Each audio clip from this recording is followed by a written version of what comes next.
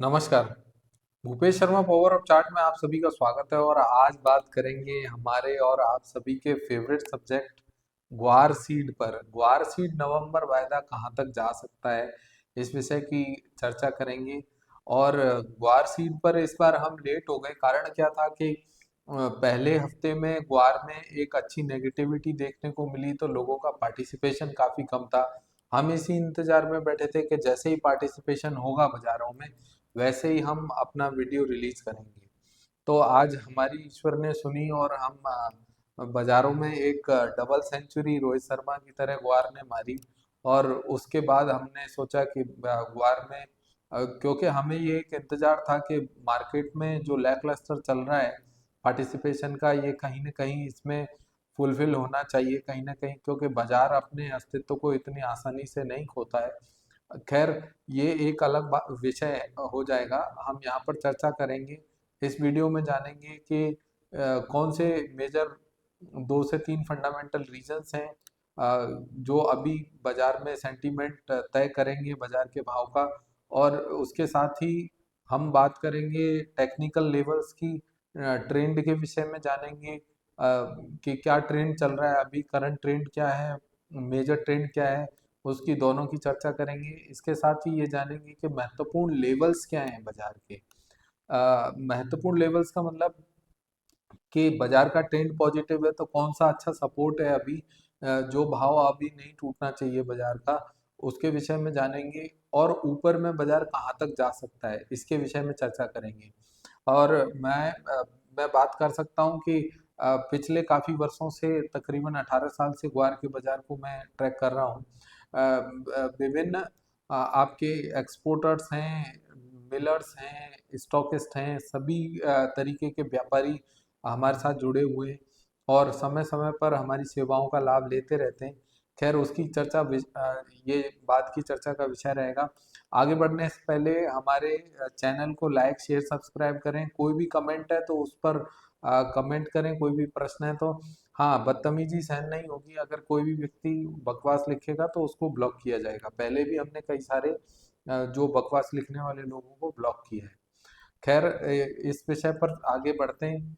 देखें, ग्वार के विषय में चर्चा करने से पहले ग्वार में ये जानना आवश्यक है कि पिछले दिनों में जो आंकड़े आ रहे हैं फसल के, एक अनुमानित आंकड़े, तो विभिन्न जैसे कई सारे लोग सर्वे करते हैं, कई सारे लोग टीवी पर बोलते हैं, कई सारे गवर्नमेंट के आंकड़े आते हैं। इन सभी के विषय में अगर हम चर्चा करें तो नीचे से नीचे जो आंकड़े हमें मिले हैं वो 60 लाख के मिले हैं, और ऊपर से ऊपर जो आंकड़े मिले हैं वो हमें 1 करोड़ तक के मिले हैं, 1 करोड़, 1 करोड़ 5 लाख तक के। तो ये मानकर चलें, हम ये भी नहीं कह रहे कि देखिए कि ये आंकड़े हमने जो पढ़ा है हम उसकी चर्चा कर रहे हैं। यहाँ पर हमने विभिन्न स्रोतों पर जाकर हम उनको पढ़ते हैं और उसकी चर्चा करते हैं, तो हमने जो हमने पढ़ा है वो हम यहाँ पर चर्चा कर रहे हैं। तो कोई कहता है कि 60 लाख फसल होगी, जी हाँ होगी। कोई कहता है कि 1 करोड़ होगी, हम कहते हैं जी होगी। कोई कहता है कि 80 लाख होगी, जी होगी। परंतु हम एक अपना अनुमान भी यहाँ पर निकाल के देते हैं कि हमारा क्या अनुमान है। हम ये मान के चलते हैं कि जो जैसे अगर किसी ने सांख्यिकी पढ़ी है, और सांख्यिकी पढ़ी है तो उसमें क्या होता है कि एक मीन का प्राइस निकलता है, या मीडियन कह लें। मीडियन और मीन वैसे दोनों डिफरेंट होते हैं, परंतु हम एक मीडियन मान के चलें तो मीडियन का जो भाव है वो मीडियन का जो एक अनुमानित आंकड़ा है वो बनता है 80 लाख का। तो 80 से 85 लाख के बीच में मुझे लगता है कि एक फसल का एक अनुमानित आंकड़ा इस साल का रहना चाहिए। ये मेरे व्यक्तिगत राय है, कोई इसको दिल पर ना ले कि भाई आपने कौन सा सर्वे किया। मैंने जो सर्वे ऑफ सर्वेज बोलते हैं वो किया, मैंने सर्वे नहीं किया व्यक्तिगत। और यहाँ पर हाँ, मेरी बहुत सारे व्यापारियों से बात होती है, बड़े स्टॉकिस्ट से बात होती है, बड़े जो दलाल हैं, ब्रोकर्स हैं, उनसे बात होती है। तो उस हिसाब से अगर बात करें तो ये सर्वे ऑफ सर्वेज की चर्चा कर रहा हूँ मैं। खैर, अभी जो सबसे बड़ी बात है वो है यहाँ पर सप्लाई कंसर्न की। देखें, ज्यादातर अगर आप पास के आंकड़ों में जाएंगे तो आप देखेंगे कि जैसे ही ग्वार की आवकें होती हैं तब तब बाजार में अक्सर ऐसा देखने को मिलता है कि आव के शॉर्ट हैं, जितनी मात्रा में ग्वार सीड आना चाहिए उतनी मात्रा में ग्वार सीड नहीं आ रहा है। तो इस वजह से कई बार एक स्पेक्युलेटिव एक्टिविटी ग्वार के भाव में देखने को मिलती है, विशेषकर अक्टूबर और नवंबर के महीने में। ये जो भाव है ये दिसंबर 15 के बाद सेटल हो जाते हैं और फिर उसमें स्पेक्युलेटिव एक्टिविटी एक बार ना के बराबर हो जाती है। तो मेरा ये मानना है कि दो समय पर स्पेक्युलेटिव एक्टिविटी मैक्सिमम रहती है। एक तो जुलाई और अगस्त में जब मौसम अधिकतम उसमें रहता है, अपने चरम पर रहता है पश्चिमी राजस्थान में, और जहाँ ग्वार उत्पादक जो एरिया है वहाँ पर। और दूसरा जो स्पेक्युलेटिव एक्टिविटी रहती है वो रहती है अभी अक्टूबर और नवंबर में, क्योंकि यहाँ पर इस समय में एक जो मेजर बात है कि जितने भी एक्सपोर्ट के जो सौदे आते हैं वो भी लोग अपना नोट कराते हैं फॉरेन वाले, और उसके हिसाब से मार्केट एक्टिव होता है। खैर, इससे आगे बढ़ते हैं तो अभी शुरुआती दौर में जो आवकें हैं वो थोड़ी जो नॉर्मल से कम है। इस वजह से मुझे लगता है कि अभी एकदम कॉशियस रहना चाहिए बाजार में, एकदम अलर्ट रहना चाहिए कि भाई नीचे के भाव है, 5,000 के नीचे का ग्वार। जैसे हर कमोडिटी का एक बेस प्राइस होता है, तो आई थिंक मुझे लगता है कि ग्वार कमोडिटी का जो बेस प्राइस है वो अभी 4500 4600 से लेकर और 5,000 के बीच में ये एक बेस प्राइस है। सबसे अंडर परफॉर्मिंग कमोडिटी अगर कोई है पूरे हिंदुस्तान में तो वो ग्वार सीड है। मैं चाहूंगा कि ग्वार सीड के जो भाव है वो एटलीस्ट इतने अच्छे होने चाहिए जिससे किसान को एक उसकी मेहनत का फल मिलना चाहिए।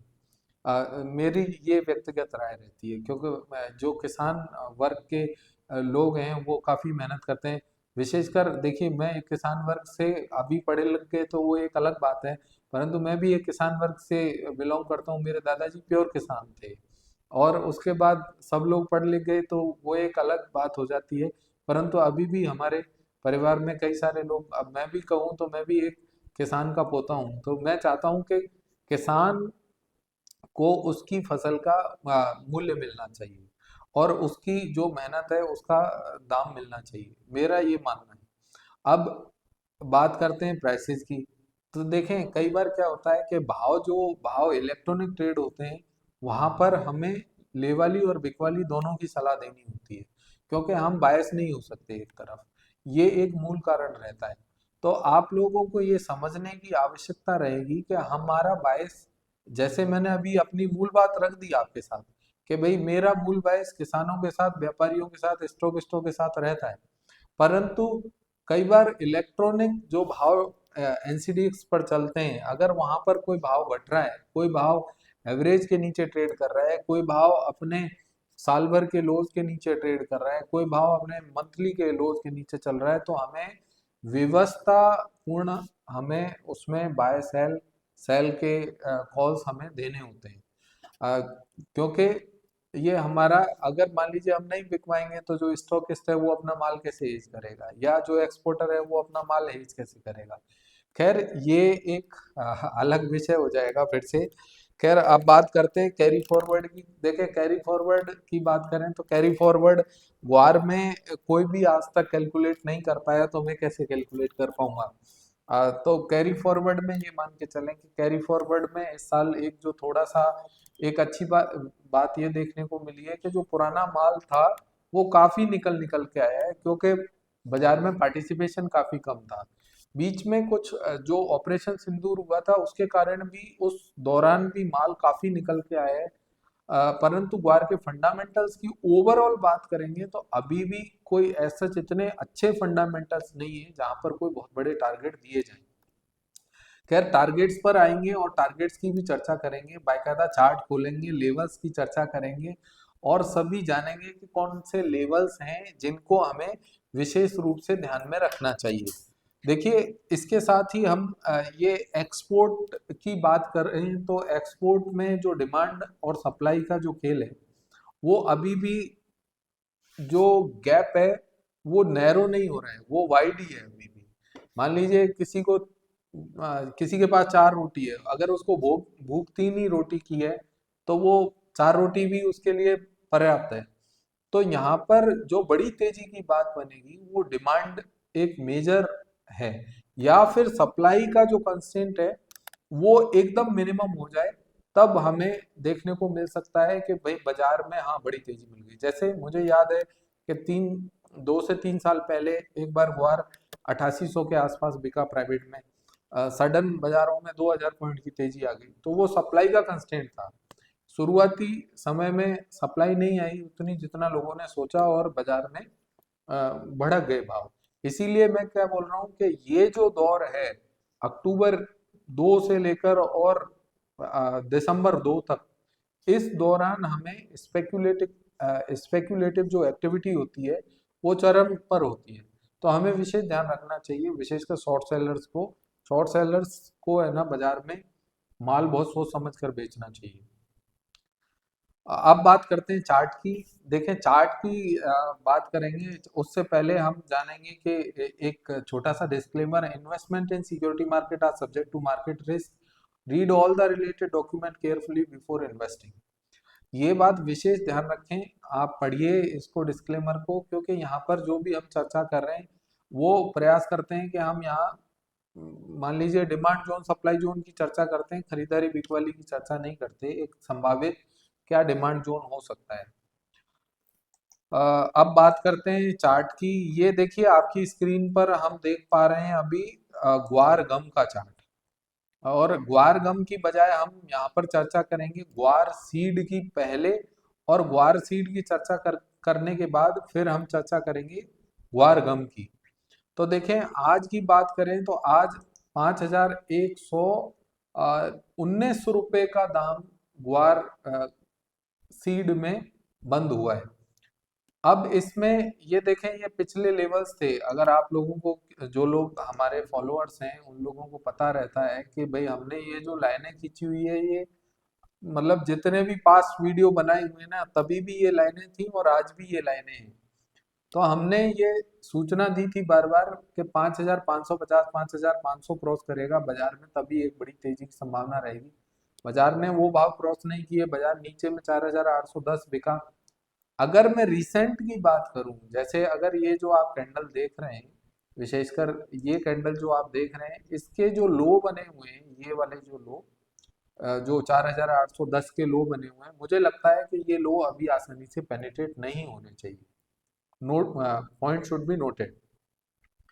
अगर ये 4810 के लो नहीं टूटने चाहिए तो ऊपर में बाजार कहाँ तक संभावित रहेगा, तो ऊपर में बाजार रहेगा संभावित अभी 5119 बंद हुआ है। ये बाजार मुझे लगता है कि अ, देखें ये नवंबर वायदा 5044 बंद हुआ है।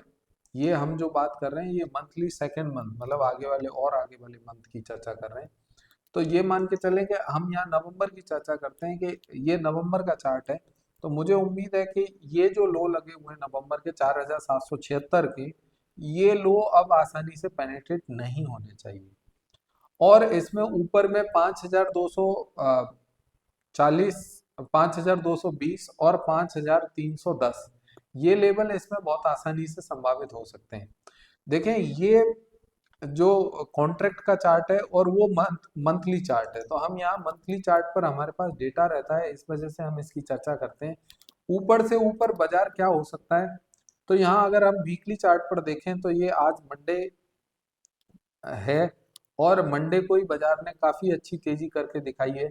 तो मुझे लगता है कि बाजार में एक अच्छा ब्रेकआउट देखने को मिला है विद वॉल्यूम, और ये जो वॉल्यूम है, वॉल्यूम के हिसाब से मुझे लगता है कि बाजार एक बार 5220-21 तक जाना चाहिए तकरीबन। अगर हम नवंबर वायदा की बात करें तो 5144 सॉरी 5144 के इनिशियल लेवल रहेंगे। उसके बाद अगर हम ऊपर की बात करें तो 5340, मतलब अगर हम यहाँ से कहें तो तकरीबन तकरीबन वार में 200 पॉइंट की तेजी और संभावित लगती है। तो यहाँ से ये भाव अगर संभावित होते हैं तो मुझे लगता है कि अब ये मानकर चले कि ये जो भाव है यहाँ से हम देख रहे हैं, ये भाव यहाँ तक बहुत आसानी से आने चाहिए। अब बात करते हैं छोटे हर्डल्स की। तो मैं यहाँ पर 2 लाइनें और डाल देता हूँ जो कि जहाँ पर छोटे छोटे हर्डल्स हमें दिखते हैं। और विशेषकर हम ये 5,000, ये देखें ये जो हमने लाइन मार्क करी है 5,214 की, ये एक छोटा सा हर्डल अगर मुझे कुछ दिखता है तो वो यहीं पर दिखता है। इससे पहले बाजारों में मुझे कोई मेजर हर्डल नहीं दिखाई देता। बाजार आज काफी बड़ा है, तकरीबन 4 साढ़े 4% की तेजी आई है। तो इसके पहले एक छोटी लाइन अगर हम छोटे चार्ट मतलब डेली चार्ट पर डालते हैं तो यहाँ पर देखेंगे आप कि एक ये जो 5,120 मतलब करंट भाव से 70 पॉइंट ऊपर एक छोटी सी रुकावट दिखती है। उसके बाद बड़ी रुकावट यहाँ पर दिखती है, और सबसे बड़ी रुकावट की बात करें तो जो हमारी पहले भी रुकावट थी जो हमने यहाँ मार्क कर रखी है, तो यहाँ देखें ये जो पर्पल लाइन हमने यहाँ पर्पल लाइन और ये जो गोल्डन लाइन हमने मार्क कर रखी है 5,450 की, ये 5,450 बाजारों के लिए एक मेजर हर्डल है। एक बार के जो टारगेट बाजार में हमारे रहेंगे तो वो रहेंगे नवंबर वायदा के हिसाब से 5,112, 5,220 और 5,350। अगर हम इसको इसमें अगर हम सपोर्ट की बात करें तो इसमें जो सपोर्ट रहेंगे, बेहतरीन सपोर्ट जो मुझे समझ आते हैं, तो वो मुझे सपोर्ट समझ आते हैं 4,909 के। अब मुझे उम्मीद है कि बाजार अभी 4,909 बहुत आसानी से नहीं पेनिट्रेट करना चाहिए।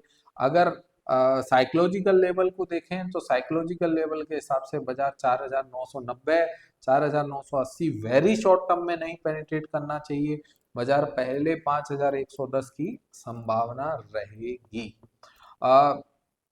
वहीं अगर हम बात करें डिमांड जोन की, तो बाजार का जो शॉर्ट टर्म का डिमांड जोन है वो 4,990 है।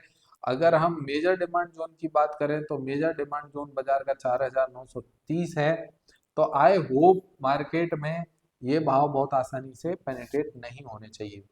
दूसरी तरफ अगर हम ग्वार गम की बात करें तो ग्वार गम में भी बाजार में एक अच्छी तेजी देखने को मिली है। मुझे लगता है बाजार ऊपर में 9,350 एक छोटा सा हर्डल है, उसके ऊपर निकलने पर यहाँ आप जैसा देख पा रहे हैं चार्ट पर कि यहाँ पर इस तरीके की कोई डेटा ही नहीं है। जब डेटा ही नहीं है तो हम कहाँ पर जाएंगे, इसीलिए हम क्या करते हैं कि हम समय समय पर ये वाले जो हमारे मंथली चार्ट्स हैं वहां पर जाते हैं।